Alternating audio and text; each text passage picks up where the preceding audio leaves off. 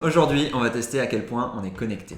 On a sorti notre malle de jeu The Mind ainsi que son acolyte The Mind Extreme pour vous dire tout ce que vous devez savoir sur le jeu coopératif par excellence. Après une présentation plus détaillée du jeu, on regardera les règles en moins d'une minute. On vous donnera aussi notre avis sur ce jeu et on vous mettra évidemment les meilleurs moments de notre partie test.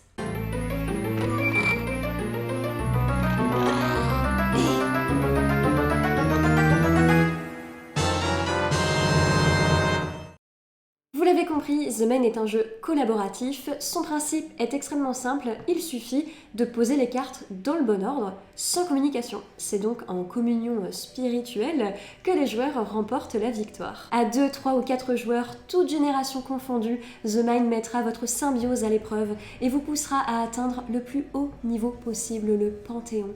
L'extase spirituelle. Et dans le spin-off The Mind Extreme, qui peut être acheté seul sans le jeu de base, le créateur Wolfgang Warsch va un cran plus loin, plus de challenge, plus de suspense, rendant le jeu quasiment impossible à terminer. The Mind est devenu un incontournable et regardez-moi ce petit format tout mignon que vous pouvez emmener partout. Si vous ne l'avez pas encore fait, allez mettre la main sur ce petit bijou du jeu de société.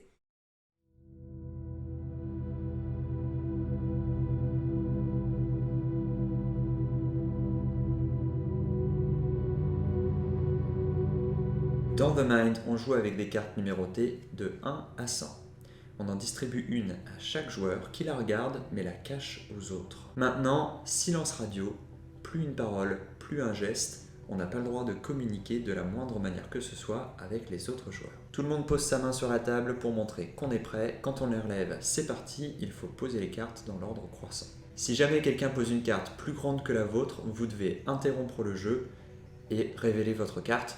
Vous perdez collectivement une vie. Pour autant, la manche continue et ce, jusqu'à ce que vous ayez posé toutes les cartes ou alors que vous ayez perdu toutes vos vies. Si vous avez réussi à poser toutes les cartes, vous passez le niveau 1. Les cartes sont mélangées et on peut lancer le niveau 2. Même principe exactement, mais on distribue 2 cartes à chaque joueur au lieu d'une. À la manche 3, on fera 3 cartes, 4 au niveau 4, etc. jusqu'au niveau 12. Dernière subtilité, le shuriken. Dans une situation tendue, un joueur peut demander à utiliser un shuriken. Si tout le monde est d'accord, on défausse la carte et tout le monde révèle sa carte de plus petite valeur. Et puis, on recommence à jouer. À chaque fois qu'on remporte un niveau, des shurikens ou des vies peuvent être regagnés si on les a utilisés ou perdus. C'est indiqué directement sur la carte, ici même. Vous êtes maintenant parés pour jouer à The Mind. Mais qu'en est-il de The Mind Extreme? Vous vous en doutez, le principe est le même. La différence, c'est qu'on joue avec 2 piles. Une pile de cartes montantes avec les cartes blanches et une pile de cartes descendantes avec les cartes rouges. Les deux vont de 0 à 50. Et comme si ça ne suffisait pas comme complication, il faudra parfois jouer une pile face cachée, voire même les deux. Ce n'est donc qu'à la fin de la manche qu'on saura si on a réussi ou non à les placer dans le bon ordre.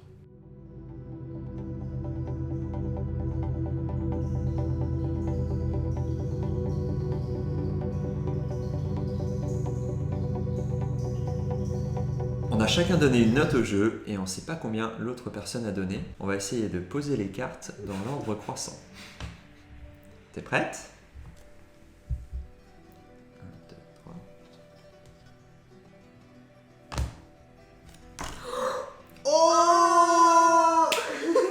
Oh J'étais sûre de mettre plus que toi. Oui, moi je pensais aussi. Et toi, tu me connais, tu sais à quel point j'aime ce jeu. Bon, je vous spoil mon avis. Donc, c'était un peu couru d'avance. Alors, c'était peut-être pas très clair à la caméra, mais moi j'ai mis un 9. Et moi, j'ai mis un 10, 10 sur 10. Donc ce jeu pour toi, c'est la perfection, 10 sur 10. C'est vrai. The Mind, c'est un de mes jeux préférés. Je pense que ce que j'aime autant dans ce jeu, c'est qu'il est très simple à expliquer. Tu peux y jouer vraiment avec n'importe quelle personne. Elle va comprendre le jeu. C'est assez instinctif, je trouve, comme règle de jeu. Et en plus, c'est très original. Hein, c'est un jeu qui est unique, on peut le dire. Et puis, je trouve aussi que tu peux y jouer tout le temps. Par exemple, tu as 10 minutes à attendre pour vaquer à tes occupations, je sais pas quoi. Si tu as 10 minutes devant toi, bah, tu peux sortir ce jeu et faire une partie, juste une petite. Enfin, je trouve que c'est vraiment le jeu parfait. Voilà. C'est mon avis. Peut-être subjectif, mais en tout cas, c'est ton avis. Moi, je suis d'accord avec toi. Le jeu a un principe de base hyper cool. Ça fonctionne vraiment bien, pas seulement sur le papier. En vrai, ça marche bien. Et ça permet vraiment de tester à quel point on est connectés les uns aux autres. Il y a vraiment, en testant, hein, en jouant beaucoup de parties, on a vu qu'il y a des personnes avec qui ça passe juste pas. Tu peux faire 70 parties, tu vas jamais réussir à passer le niveau 3. Et d'autres personnes où même si c'est peut-être des fois inattendu, tu vas vraiment arriver jusqu'au niveau 10, 11, 12.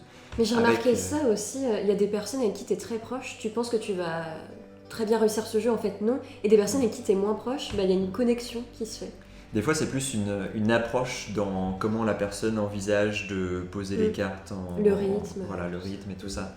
Où il y a plus de symbiose et c'est pas forcément une question de bien se connaître ou pas bien se connaître. Donc sur ce plan-là, je suis vraiment d'accord avec toi. J'ai pas mis 10 parce que voilà, j'ai envie de croire que le jeu parfait est encore un niveau au-dessus. The Mind Extreme, c'est un jeu qui est vachement intéressant parce qu'il reprend le principe de The Mind, mais en ajoutant encore plus de challenge. Alors pour le coup, je sais pas si je mettrais The Mind Extreme au-dessus de The Mind. En fait, ce qui fait la force de The Mind aussi, c'est sa simplicité en fait, au final.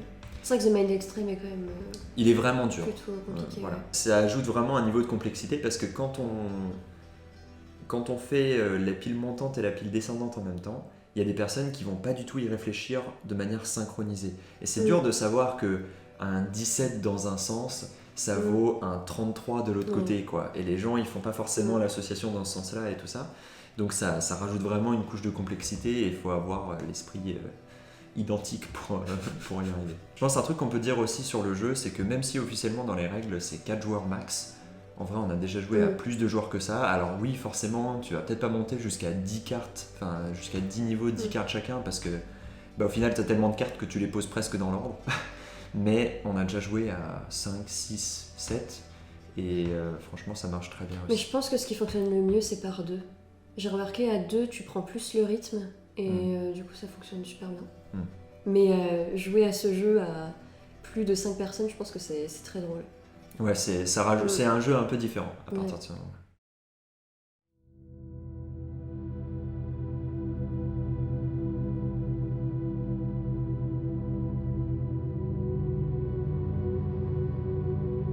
On commence avec une partie de The Mind normale, on est niveau 1, et comme on joue à 2, on a 2 vies, un shuriken. Et puis on va avoir chacun une carte.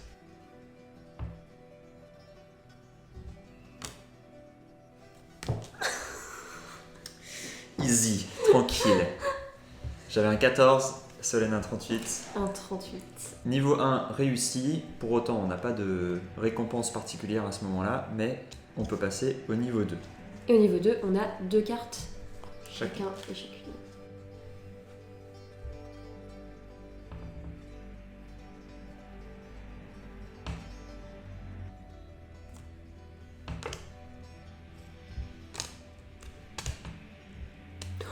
Easy. Oh, la symbiose!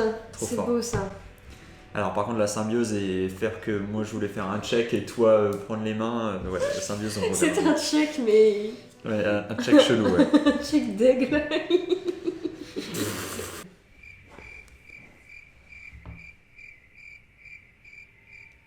Le concept de faire une vidéo sur un jeu où on n'a pas le droit de parler, c'est quand même pas mal. J'ai défoncé la carte.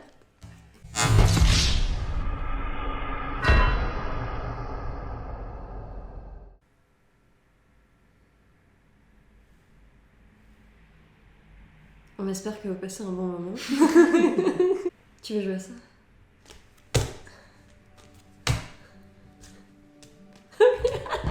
T'es au calme toi. Toujours la connexion. Ouais, pour l'instant, c'est un sans faute. J'ai envie de te serrer la main pour la paix. Très solennellement. Félicitations. Félicitations à vous aussi.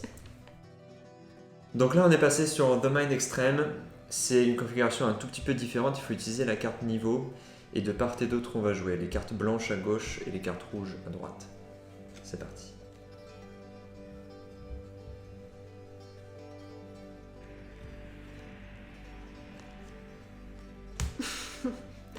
Trop facile. Mais en même temps, c'est le niveau 1. Cette fois-ci, 2 cartes chacun.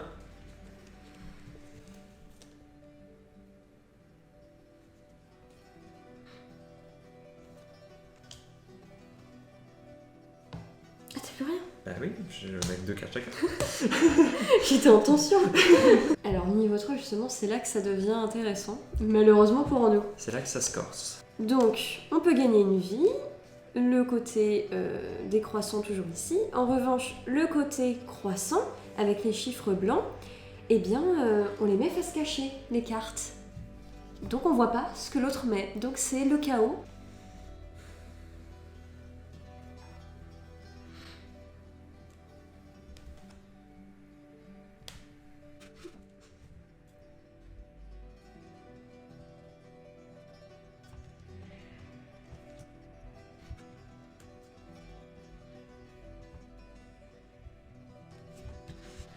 Ok, bon. I don't know what I'm doing.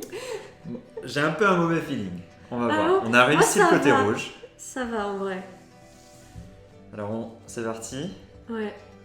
Donc attends, on retourne ou Je là, les tu fais un retourne et il faut que ce soit dans l'ordre croissant. Ouais. Ah oui, tu partais où déjà? 24, 24. 30, 43 et 45. Yes! Bien joué. Bah, c'est pour ça que je disais mis star, parce que on est plus proche de 50. Bon. Est-ce que tu y crois? Très peu. C'est vrai? Oui. Tu penses qu'on a... Si on en a réussi qu'une des deux, ce sera laquelle? La blanche? Il y a plus de chances d'avoir réussi la blanche? Kiff kiff. Mi figue, mi On raisin. commence avec celle-là. Il faut que ce soit dans l'ordre croissant. 9, 20, 23, 28, 45, Oh non 43, 44. Oh non! Oh là là là là, Oh dommage. En fait, c'est tellement proche de 50 que je me disais, mais en même temps, il reste quand même beaucoup de probabilités que t'aies plus, mais je sais pas. Ouais. Mince, Ouais. ok. Bon, bah pour le beau jeu, on regarde quand même de ce côté-là. Il faut que ce soit décroissant cette fois-ci. 49, 21. Ça fait un gros saut quand même. 18, 23. Ah, C'est moi, je l'ai mis tard peut-être. Et 7. Bon, on le voit, on n'a pas réussi à triompher du niveau 6 de The Mind Extreme. Si vous arrivez à faire mieux, dites-le nous en commentaire. Mais c'est vraiment pas un jeu facile.